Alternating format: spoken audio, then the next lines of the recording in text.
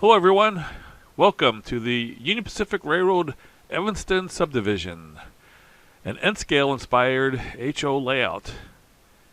My name is Daryl Kruse, owner and builder of the layout, and your host for episode 8 of season 2022. I've been cranking out videos pretty quickly here this last week. I hope it's not an overload for everyone. But we have been doing a lot this last week, and so I wanted to get everybody caught up on what's been going on. Yesterday I posted a demonstration video by Mark Bridgewater on doing the rock molds, and today I want to just share all the work that was done leading up to the scenery work, and then some progress in the step-by-steps that we went through to do the scenery, which you see completed here in this footage. All right, first of all, I wanted to show you a pretty cool truck I got from Lombard Hobbies. This is an Athearn truck. They came out with a bunch of different trucks. This is the only one I got. I went to Lombard Hobbies and only spent $38. That's a new record for me, but I really like it. It was only $17.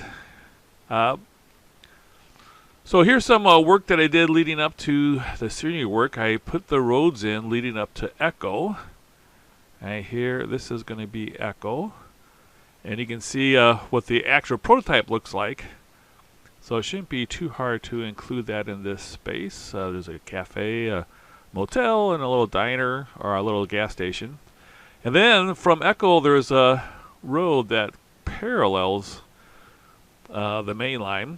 So I have that modeled, and as you can see, I didn't have room for the road to continue on the corner here, so I'm going to have the road go off and then come back on at this point here.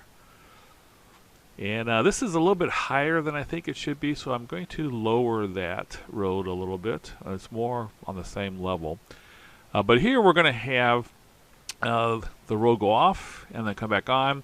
There's going to be a little rock outcropping. You can see the prototype photo of one of those things between the road and the main line, and then we're also going to put some trees in there to kind of just hide the road going off the layout. Alright, so that's going to be Echo. So we got those roads done. That was done at the beginning of the week, and then I also put some roads in here. And you can see the prototype road that we're trying to copy, and then it's going to go down to between the tracks where the tracks separate. And there's a trailer sitting there, which you can see again in the photograph. So we're going to kind of model that scene. I didn't put the rest of it in just yet because I want to wait till Mark gets here. And here's this is the maintenance road then,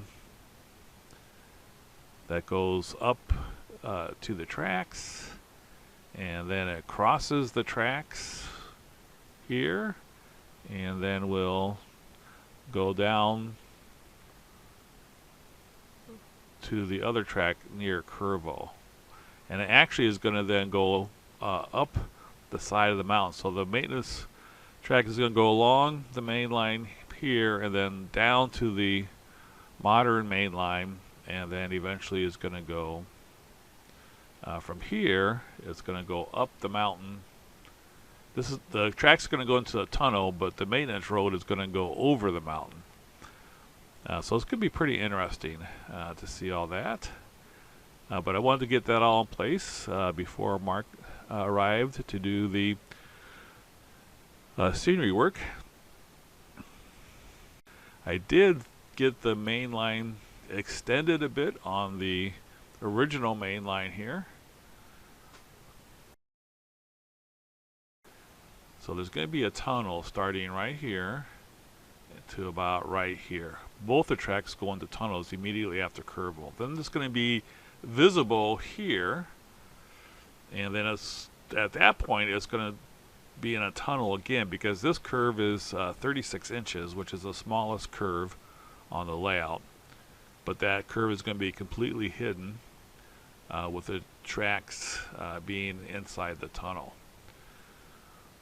And then it's going to continue in this direction and then go to Wasatch, which is the summit. The modern main line will be a little bit lower, but will be going up a 1.14% grade as it catches up to the same level as the original main line. All right, here's all the stuff I had kind of stockpiled for doing scenery before Mark arrived. That's all stuff that we used. All right, and doing the scenery, the very first thing we did was put up the backdrop. I got some 1/4 inch, I take that back, 1/8 inch masonite or hardboard.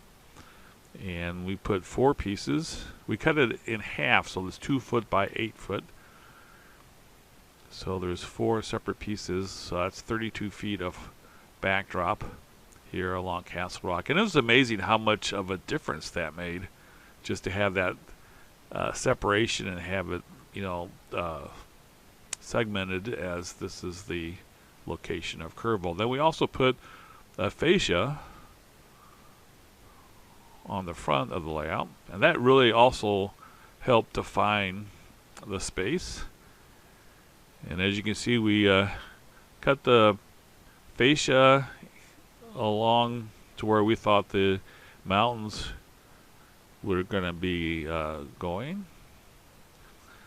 So as a road, the main line curved away from the fascia, that was where we have a mountain.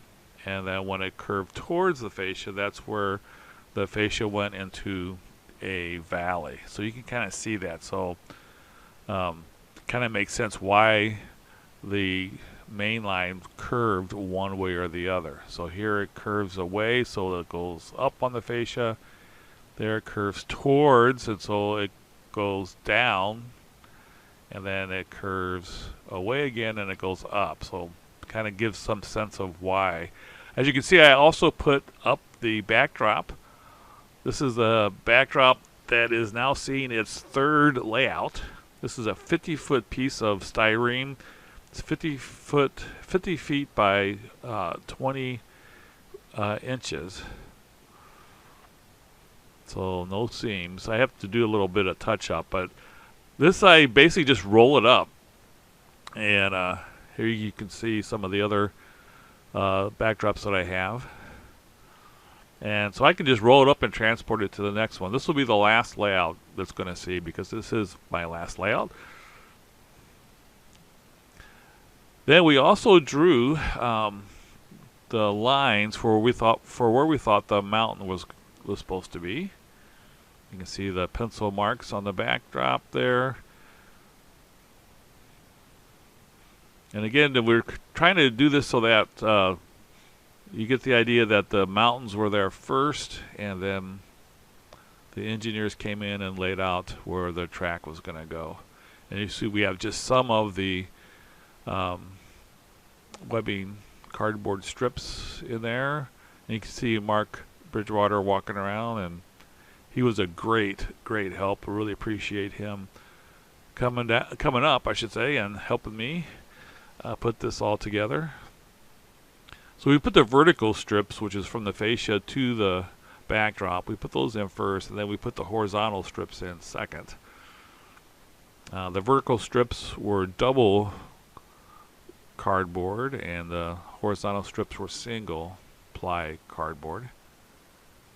And it's about 4 to 6 inches of separation for the webbing. Here he put a little cut in here, which I think is going to look really nice. And then I put in a fill here. I want to make sure we had a fill, because that's a pretty important feature of the main line going through here. Main ideas here is that the original main line, which is the one closest to the camera, that was built in the 1860s, and so they didn't have the equipment to tunnel through the mountains quite as much. So it is more winding and has to go around the mountains, whereas the modern main line, which is a main line closer to the backdrop, it was built in 1916, I believe, around there. And they were able to have the excavation equipment to bore through the mountains, and then we're able to have not as sharp curves and not as steep an incline. It's one of the more interesting aspects of this subdivision of the Union Pacific. Here you can see we have more of the webbing done. Did a lot of different revisions as I was going through this, especially for the mountains. You can see some of the little hills I got too steep, and so definitely continued to make adjustments as we went along. I actually moved this tunnel portal also as we went through. I am going to eventually put some more plywood on top of that little flat area where there's a trailer house that's going to go there. Here you can see Mark has just a little bit, or one of the rock molds up, or a couple up there. He was just getting started on that. Here I have some of the revisions done. This is pretty much how it's going to end up. I still have some more horizontal pieces to put up, but this is pretty much how it looks right now. This week I'm going to try and get plaster on the rest of the webbing. Maybe put a couple more rock molds up. Get the thin layer of plaster over the entire plaster cloth. I probably will cover up a lot of the bottom of this rock face here. So mostly just the upper portion, maybe the upper half of the rock will be showing. The rest will be kind of like, I forget what the name of it is called, for the area where the rock has eroded. So I'll get the plaster cloth on the rest of this here, put a little bit layer of plaster on here. I'm hoping to get that done this week, and then for next week hopefully have some trains running through here to show you. Thanks so much for watching. Have a great day, everybody.